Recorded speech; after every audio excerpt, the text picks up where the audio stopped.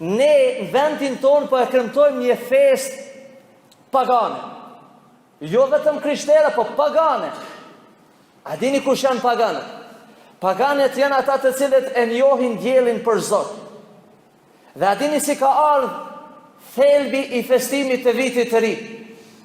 Ata të cilët kanë besuar se Zoti i tyre është dielli, kur është shkurtuar dita, edhe me 21 dhjetor ka filluar të zgjatet dita, ata kanë menduar se Zoti i tyre ka filluar të shërohet. Sepse dita është më e shkurtër, Zoti i tyre, pra dielli është i smur. Edhe kur ka filluar me ardh dita me u zgjeru, ata janë gëzu, edhe në shaj gëzimi e kanë festu natën e vitit të ri, sepse po fillon Zoti i tyre me u shëru.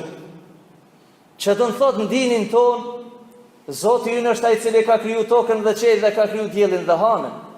Ja çfarë dallimi kanë mes paganizmit dhe islamit. A dini si e trajton Islami diellin?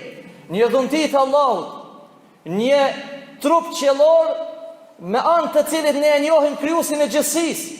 Allahu na krijoi diellin që të na rrezik neve.